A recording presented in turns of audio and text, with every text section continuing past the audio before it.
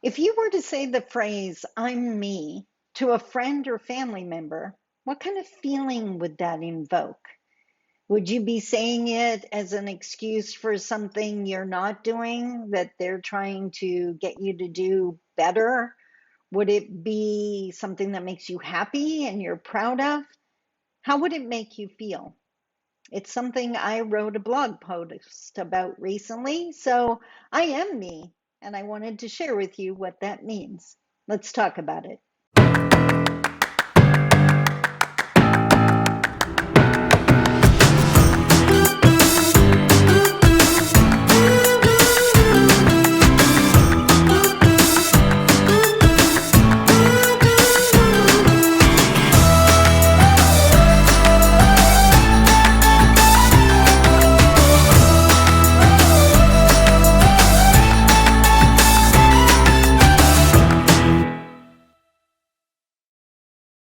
Bonjour, Mishko Paganan Quain Adishna Kasmang Nodam. Hi, everybody. My name is Sandi Boucher. I'm Red Thunderbolt Woman of the Loon Clan, a proud member of Seine River First Nation in Treaty 3 territory in Northern Ontario. And as I mentioned in the opening, I'm me. But what does that mean?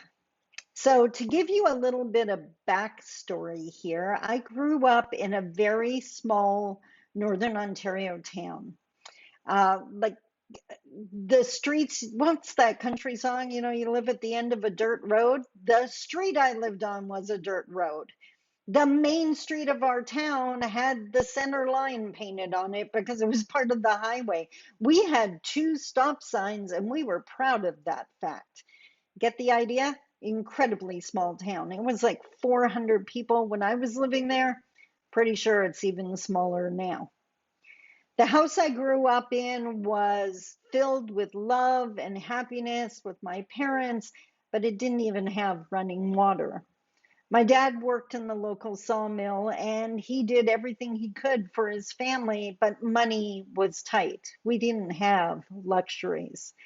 But I can remember spending many an hour during the summer swinging in the tree swing out in the front yard. And I'm talking the stereotypical piece of wood held up. We had chains, not rope. The dad had attached to this ridiculously large branch of a ridiculously large tree that happened to be in our front yard. No manicured lawn, by the way. Our yard was the part of the bush that had been cleared. And like 3 feet away from the yard was bush. So that was my upbringing. But if you sat in that swing, you could see out over the lake.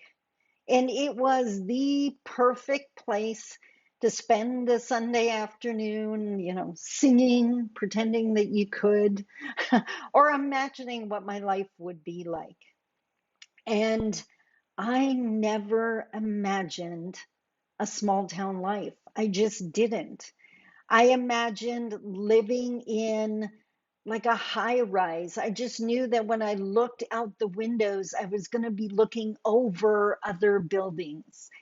I knew I was a businesswoman of some type, that I had ridiculously nice clothes and nails and high heels, and that I was financially independent. I wasn't worried about paying bills. I was worried about whatever challenge I had taken on. And this is the life I dreamt of on that swing in our front yard. Well, last weekend, I was puttering around my apartment. It was evening. It had been an amazing day. And I went over to the windows to close the blinds because it was now time to tuck in for the night.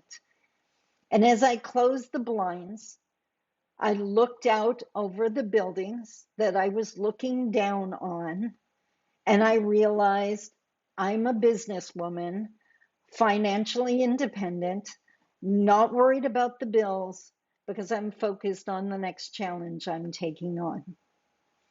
That's what I mean by I'm me.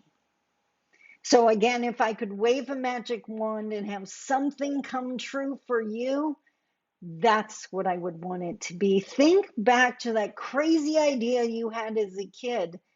How much of it has come true? And how much more of it can you make come true?